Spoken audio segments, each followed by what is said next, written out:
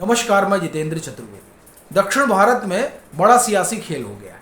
ये इसलिए कह रहा हूं क्योंकि जिन थलपति विजय का दामन राहुल गांधी ने थामा था, उन विजय ने राहुल को ठेंगा दिखा दिया है।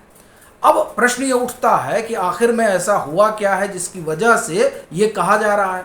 तो ये जानना बड़ा जरूरी है। ये इसलिए भी क्योंकि राहुल गांधी ने पाला क्यों बदला, आखिर क्या वजह रही कि वो इधर आए। वो तो डीएमके के साथ थे, वो तो द्रविड़ पॉलिटिक्स का सपोर्ट कर रहे थे। बड़ी चीज ये है कि जब जनता ने द्रविड़ पॉलिटिक्स को उखाड़ कर फेंक दिया, ना एआईएडीएमके को चुना ना डीएमके को चुना, उन्होंने सीधे थलपति विजय को चुन लिया। तो राहुल गांधी को लगा कि नहीं, इधर आ जाते हैं। क्यों आ जाते हैं? क्योंकि इन्हें लगा कि एक तो इनका जेनजी वाला मसला था और थलपति विजय के आने में जेनजी की बड़ी भूमिका है, और दूसरा इनको लगा कि साहब ये तो अपने खेमे का है, यानी सेकुलर खेमे का है। सो ये आ गए, इनका दामन पकड़ लिया इन्होंने, सेकुलर यानी कथित सेकुलर। लेकिन जो विजय ने किया है उसके बाद से आप ये कहें कि राहुल के लिए मामला गंभीर हो गया है। तो किया क्या है?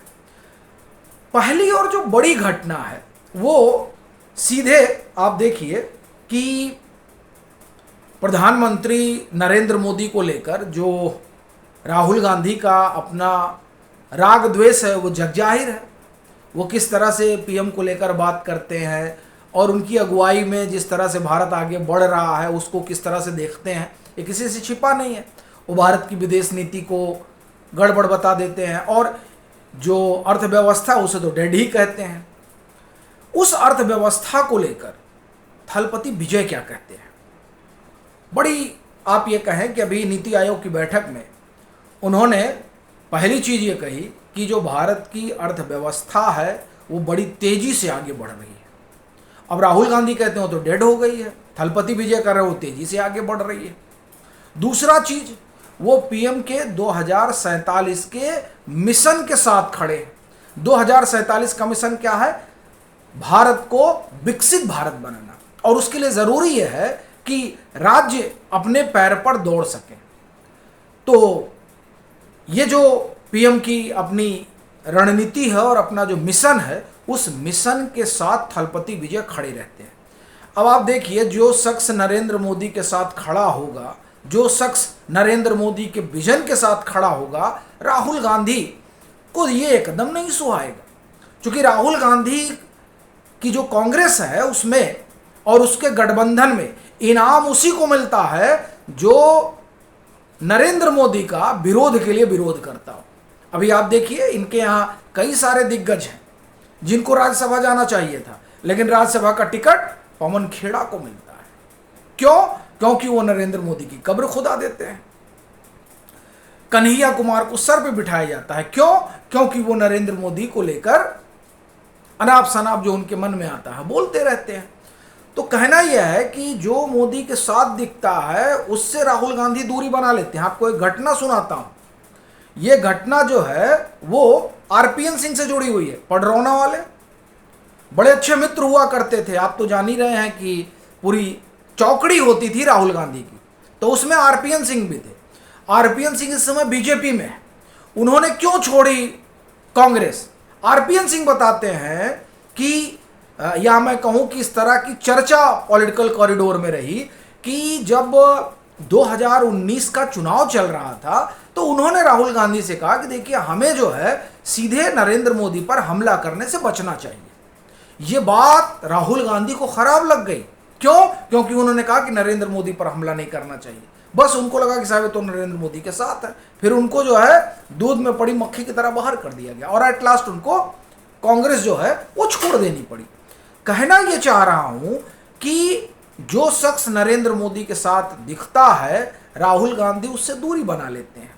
या आप ये कहें कि थलपति विजय ने खुद ही राहुल गांधी के साथ दूरी बना ली है और ठेंगा दिखा दिया है कि आप नरेंद्र मोदी का साथ खड़े होने वाले को जो है एक अलग नज़रिए से देखते हैं।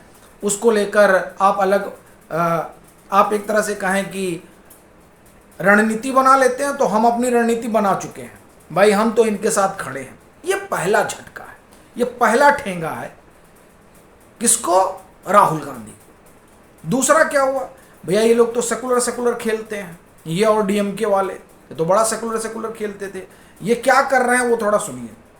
यानी जिस डीएमके सरकार के साथ राहुल गांधी यानी कांग्रेस पिछले 5 साल से गठबंधन में थी, उसने क्या किया था, उसने ये फैसला किया था कि मंदिर का जो धन है उसको जो है आप खर्चा करिए जैसे मन कहे वैसे। यही तो इन्होंने किया था, उसी को पलट दिया है। पलट कर क्या कहा है, तमिलनाडु में टीवी के सरकार की अगुवाई कर रहे थलपति विजय ने हिंदू संगठनों की एक बड़ी मांग को पूरा करते हुए डीएमके सरकार के फैसले को पलट दिया है। सीएम विजय की अगुवाई वाली राज्य सरकार ने साफ किया है कि मंदिरों का धन धार्मिक कार्यों पर ही खर्च होगा। विजय ने 46 प्रोजेक्ट्स को रद्द कर दिया। अब आप देखिए मंदिरों के धन से क्या क्या खेल चल रहा था डीएमके की सरकार में। और बड़ी चीज यह है कि उसका राहुल गांधी की कांग्रेस समर्थन कर रही थी। देखिए डीएमके के सरकार ने 46 प्रोजेक्ट ऐसे थे जिसमें मंदिर का फंड लगा हुआ था, ठीक है साहब, इसको उन्होंने रद्द किया। और बाकायदे सरकार ने हिंदू धार्मिक और धर्मार्थ बंदोबस्त विभाग में सुधार की दिशा में यह पहला कदम उठाया। अब लीजिए ये लोग तो जो है क्या क्या कहते रहे, आगे सुनिए। डीएमके सरकार ने मंदिर के फंड का इस्तेमाल करके 246 करोड़ रुपए की लागत से 29 मैरिज हॉल और 17 कमर्शियल कॉम्प्लेक्स बनाने की मंजूरी दी थी। आदेश में कहा गया है कि ये जो प्रोजेक्ट है ये शुरू नहीं होगा, थलपति विजय की सरकार ने कहा है। देखिए साहब मजेदार चीज कि राहुल गांधी ने ऐसी सरकार को समर्थन दिया था कांग्रेस ने जो मंदिरों के धन का कहाँ इस्तेमाल कर रही थी। और किसी का इस्तेमाल कर लीजिए तो जाना जाए, तो और किसी का नहीं करेंगे। ये वहां पर मांग चल रही थी हिंदू संगठनों की कि भाई ऐसा नहीं होना चाहिए, आप धार्मिक कार्यों में इसको खर्च करिए। ऐसे आप जो है कहाँ कहाँ फंड बनवा रहे हैं, क्या क्या कर रहे हैं। अब बताइए मैरिज हॉल बनवा रहे हैं, कॉमर्शियल कॉम्प्लेक्स बनवा रहे हैं, अरे विद्यालय बनवाइए, अस्पताल बनवाइए। मतलब अगर आप जो धार्मिक या हिंदू मंदिरों का जो पैसा आप खर्चा ही करना चाहते हैं तो ऐसी जगहों पर खर्चा करिए। अब आप कॉमर्शियल कॉम्प्लेक्स बना रहे हैं, मुनाफा कमाने के लिए बना रहे हैं, बताइए मैरिज हॉल बना रहे हैं। अब देखिए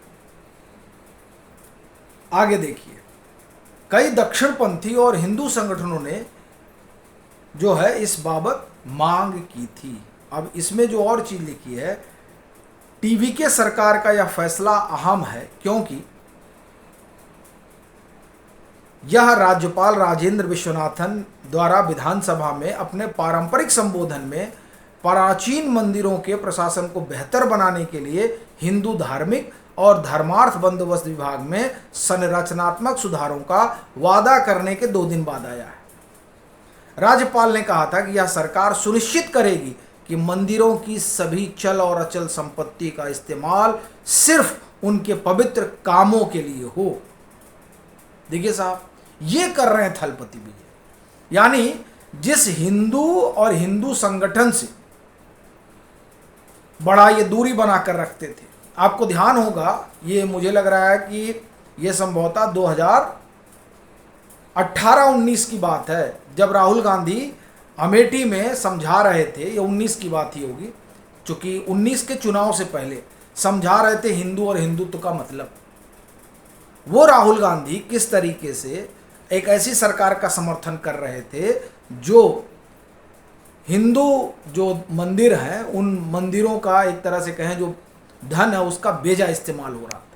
थलपति विजय ने उसको रोक दिया, यानी कांग्रेस को फिर ठेंगा दिखा दिया कि भैया लो।